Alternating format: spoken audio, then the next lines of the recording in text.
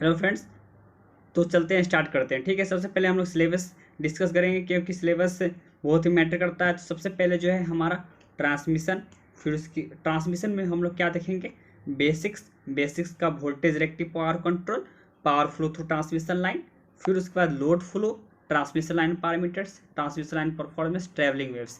ठीक है, ये टॉपिक रहेंगे। ठीक है, यदि आप नए हैं, इस चैनल पे आए हैं, तो आपको बहुत ही नया देखने को मिलेगा। बहुत ही कम समय में सारे टॉपिक को कवर करने वाले हैं। ठीक है, तो देखिए सेकेंड पॉइंट हमारा कोरोना रहेगा, केबल्स, इंसुलेटर्स और डिस्ट्रीब्यूशन।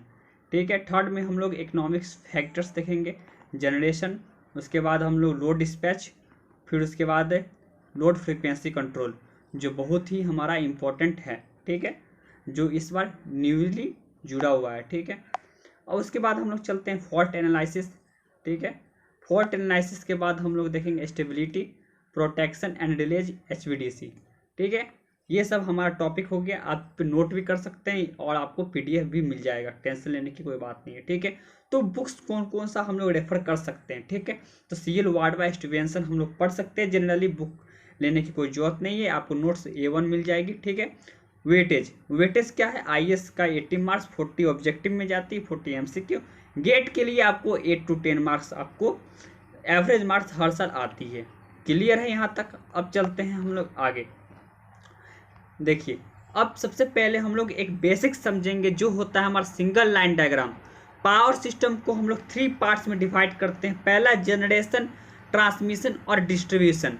जनरेशन में होता है या जहाँ से हम लोग बिजली को पैदा करते हैं, और ट्रांसमिशन से जहाँ पे हम लोग उसको ट्रांसमिट करते हैं। ठीक है, फिर उसके बाद हम लोग डिस्ट्रीब्यूशन करते हैं। ठीक है, क्लियर है। जनरेशन में हाइड्रो इलेक्ट्रिक पावर प्लांट सबसे बेस्ट 85% एफिशिएंसी होता है। सेकंड नंबर पे आप थर्मल पावर प्लांट हो गया।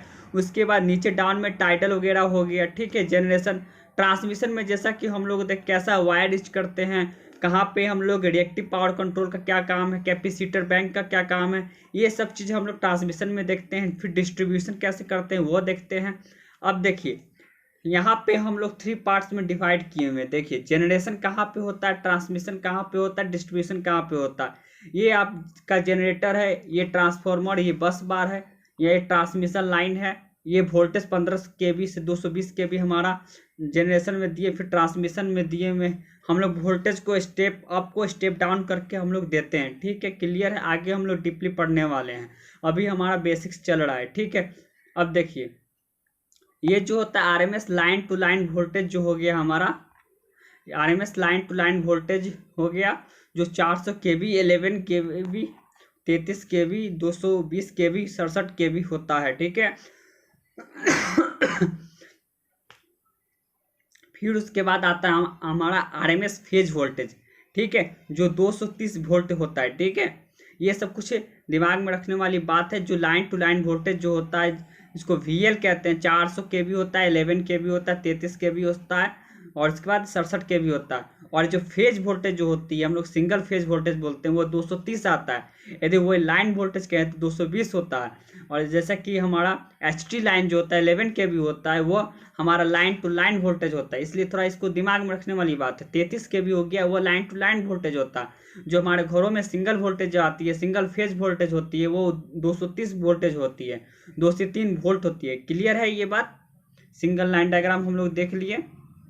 अब देखिए, जैसा कि अभी के समय में जो होता है 400 और 765 kV जो होता है ट्रांसमिशन लाइन वोल्टेज का, जो मल्टीपल होता है 1.1 इसका फॉर्म फैक्टर का। ठीक है, क्योंकि यह टेक्नोलॉजी हमारा बहुत इंप्रूवमेंट, लेकिन यहाँ पे जो होता है 765 kV यहाँ यूज नहीं होता। ठीक है, यह दूसरे जगह इंडिया में अभी तक यूज नहीं हो रहा। ठीक है, बट फ्यूचर में इसका होगा यूज।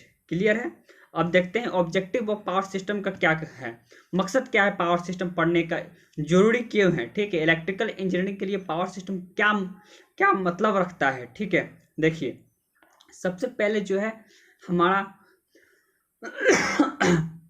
देखिए, सबसे पहले जो होना चाहिए, कॉस्ट ऑफ इलेक्ट्रिकल एनर्जी जो होता है पर किलोवाट का, वो मिनिमम होना चाहिए।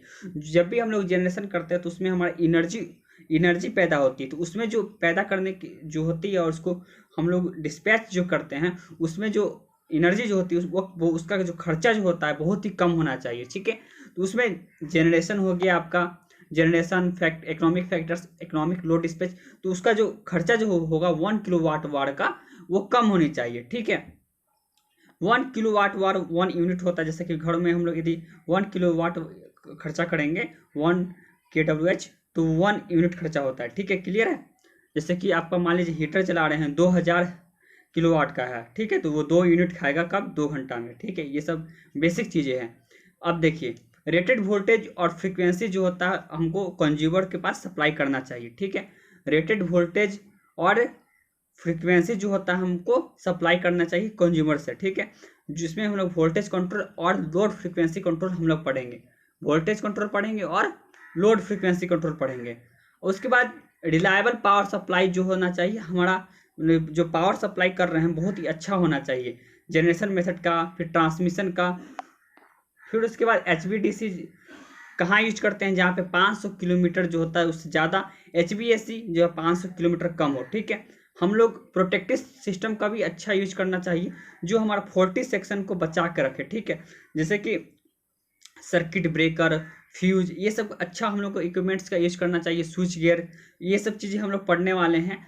तो fault analysis generally symmetrical unsymmetrical होता है, तो उसके बारे में भी हम लोग पढ़ेंगे, सिमेट्रिकल अनसिमेट्रिकल, सिमेट्रिकल कब होता है और अनसिमेट्रिकल कब होता है, फिर उसको फॉल्ट को किस तरह बचाया जा सकता है, तो ये सब चीज़ें हम लोग देखेंगे। कौन सा प्रोटेक्शन यूज करेंगे वो सब चीज़ें हम लोग देखेंगे, ठीक है। जो मोर स्टेबल जनरेटर जो होता है वह हम लोग यूज करेंगे, क्योंकि उसमें सिंक्रोनिज्म खत्म होने के बाद भी काम करता रहे, ठीक है। 40 सेक्शन में जैसा कि स्टेबिलिटी में हम लोग सब पढ़ते हैं, ट्रांजिएंट हुआ स्टेबिलिटी, ठीक है, वो पावर सिस्टम स्टेबिलिटी में हम लोग देखेंगे। स्विंग इक्वेशन, फिर उसके बाद इक्वल डिस्ट्रीब्यूशन क्राइटेरिया, वो सब भी चीज़ हम लोग देखने वाले हैं, ठीक है। अब देखिए फ्लेक्सिबल पावर ट्रांसफर जो अवेलेबल होना चाहिए, पावर केबल्स, तो वो सब चीज़ें देखेंगे, फैक्ट्स देखेंगे हम लोग। पावर केबल्स जो है बहुत ही इंपॉर्टेंट है, वो सब चीज़ हम लोग देखने वाले हैं। तो ये हमारा बेसिक से ऑब्जेक्टिव है, पावर सिस्टम का सिलेबस हम लोगों ने देखा।